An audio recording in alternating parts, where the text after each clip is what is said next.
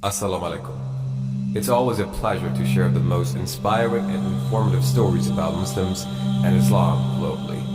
Thoughts and questioning revolving around the presence, activities, or status of Muslims in and around Ukraine are common, especially if the current situation is considered.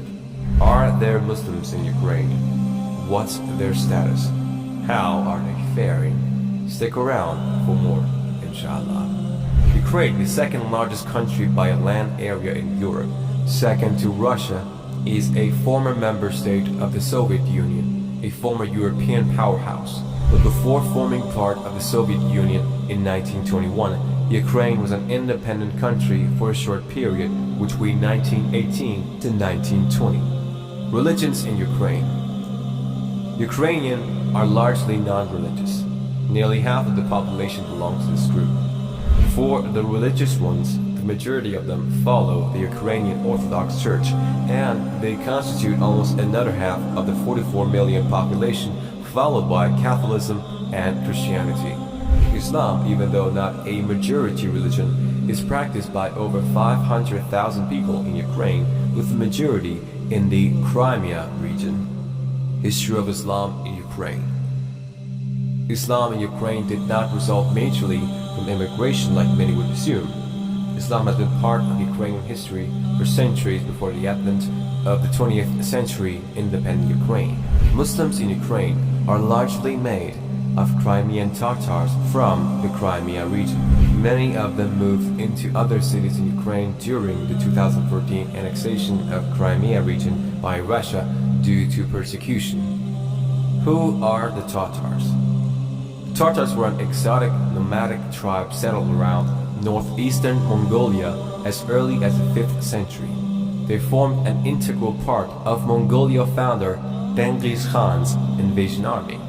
Genghis Khan held several invasion campaigns in the 13th century, conquering territories now known as Eastern Europe, particularly the territory known then as Kievan Rus, now Ukraine and Russia, until the disintegration of the Khan Empire. After the collapse of Genghis Khan's empire, the Tatars formed a strong social bond, establishing their base in western Mongolia into eastern Russia. They became known as Golden Hordes. The strong bond helped them hold their ground against the rapidly growing Moscow powerhouse, which made several attempts to conquer them. The Golden Hordes converted to Islam in the 13th century during the reign of Uzbek Khan, who led his people to the rapidly growing Islam at the time.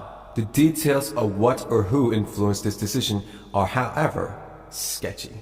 The new Muslim Golden Hordes empire did not last long, as internal differences caused it to disintegrate into its different components and territories in the 14th century. The disintegration weakened the erstwhile strong Tatar Empire. They parted ways and were easily absorbed by the established empires.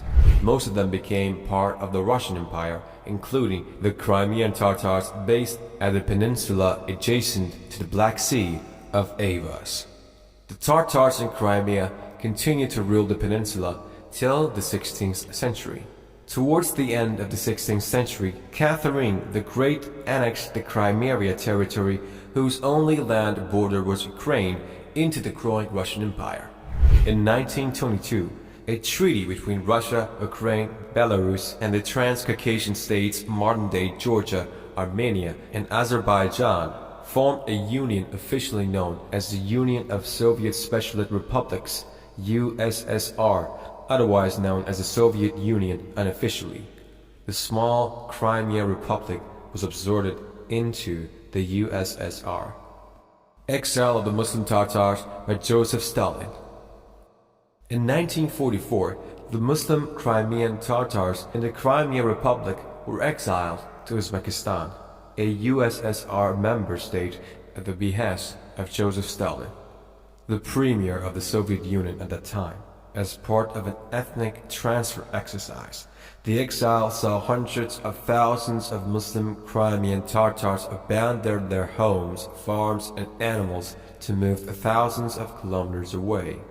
However, the Tatars were able to preserve their culture, location, and religion by teaching it to their children.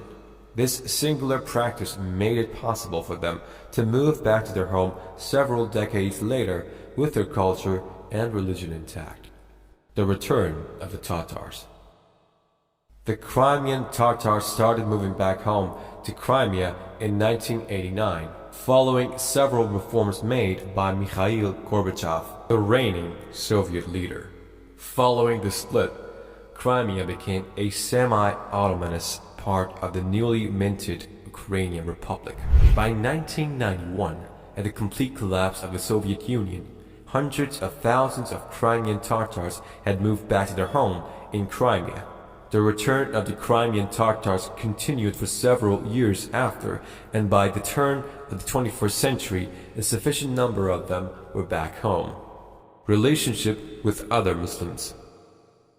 The Crimean Tatars formed a cordial relationship with the closest Muslim empire, the Ottoman Empire, modern-day Turkey.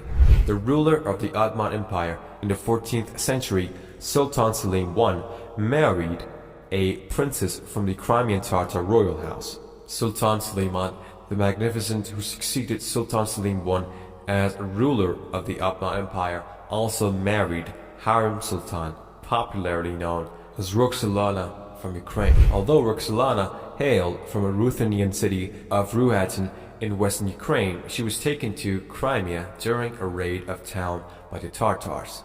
She was later taken to the Ottoman Empire, where she rose to the peak of power never before attained by any female in the Ottoman Empire. The Soleimani Mosque in Mariupol, Donetsk in eastern Ukraine was built in their honor.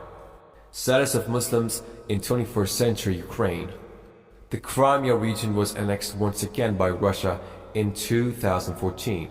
However, the region is only known as a Russian territory by Russia and Belarus, still recognized as an Ukrainian territory by the larger international community.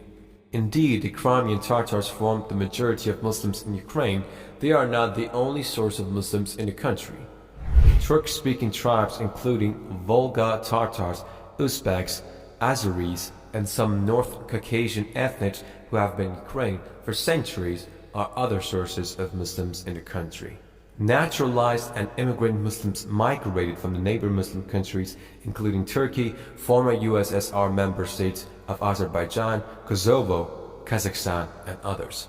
Today, Muslims make up 0.9 to 1.1% of the 44 million population of Ukraine. The Eastern Donbas region, consisting of Donetsk and Luhansk, has a more significant ratio of Muslims, up to 6% of their population. Today, there are 116 mosques in Ukraine and several others under development. The Muslim community in Ukraine is growing like in every other place, but the current war, like every other war, is a clog in the wheel of any development. The Donbas region, which has the most Muslim population, is at the epicenter of this war.